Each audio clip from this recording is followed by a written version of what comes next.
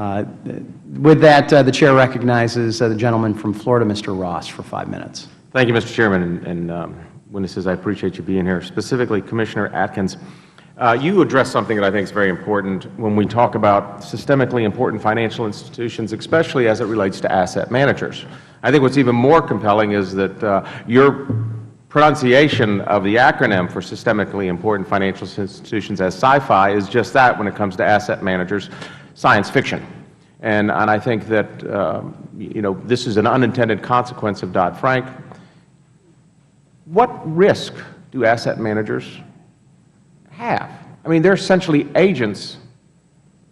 They're not leveraged, and yet here we are looking at making them a systemically important financial institution, as I understand it in your testimony, would then make that asset manager, as a SIFI or sci-fi, jointly and severally liable for any other SIFI or sci-fi that might have a need for liquidity. Is that correct? Yes. I mean, under Dodd, well, even for the bailout fund. Yeah, exactly. And so what you've got here is you've got a non-leveraged asset manager now responsible, which really is not him, it's his investors who are responsible. And who makes up those investors? Mutual fund holders, pension funds, grandma and grandpas, people living on fixed incomes.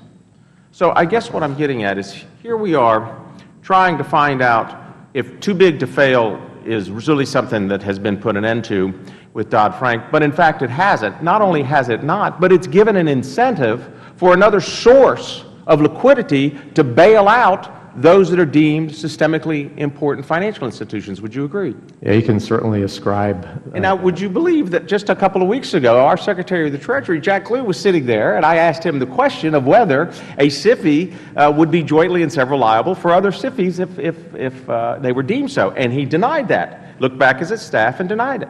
And so I give you credit in your opening statement to not only recognize that as a plain anomaly, if you will, of the Dodd-Frank, but also to cite the fact that it's found in 12 U.S.C. section 5390. Mr. Calabria, let's talk about insurance just for a quick second. Now, we have probably in place one of the best systems of regulatory environment for insurance companies, and that's our state-regulated systems. Would you not agree?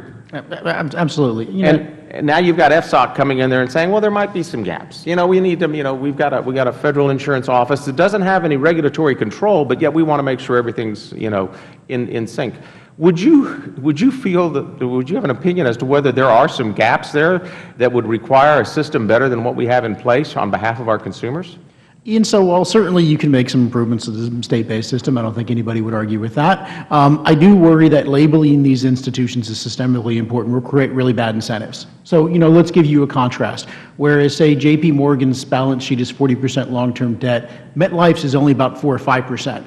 And we know that being labeled systemically important, unfortunately, seems to send signals to the debt markets that you will be rescued, and it encourages you to be more highly leveraged. So, to me, I think we really risk, by putting insurance companies under this framework, we risk making them actually more leveraged and more dangerous. More leveraged, greater capital requirements, more detriment to the consumer or to the insured, which also gives an unfair competitive advantage maybe even to those internationally in the insurance markets, which leads me to my next point with the IAIS, the International Association of Insurance Supervisors. Do you feel the FSB is making enough efforts as an advocate to protect our interest in those negotiations? I don't think they are, and I think the suggestion that some have offered that our representatives, the U.S. representatives, should not declare any institution systemic until FSOC has already acted, to me, is the right approach, rather than trying to back the FSOC into a corner. Let me say, to me, one of the problems is the argument that somehow we need to subject asset managers or insurance companies to bank-like regulation assumes that bank-like regulation works well. Yeah. Well put. Well put. And it would work well in an industry that is not bank-like. So, Mr. Sawicki, real quickly, since the recession of 2008, have we seen a great deal of capital reformation? Not that I've seen, but these gentlemen may know better than I. Could somebody answer that? I mean, have we not seen a greater increase in capital, the formation of capital? Well, with a zero-interest environment, you would expect it, I think, to... But have we seen since in the last 5 years any greater access to that capital? I think, sir, that you're asking a question about whether or not our banking system is doing its job since 2000. Or our capital markets. Right. Well, our capital markets and our banking system are somewhat different questions. But what we're doing is we're seeing more and more private capital being formed, but we're not seeing access to that capital being allowed to the consumers as a result of Dodd-Frank. Well, it's essentially, no, I think you're pointing to the wrong cause. We didn't restructure our banks, so our banks didn't do their job. The gentleman's time has expired.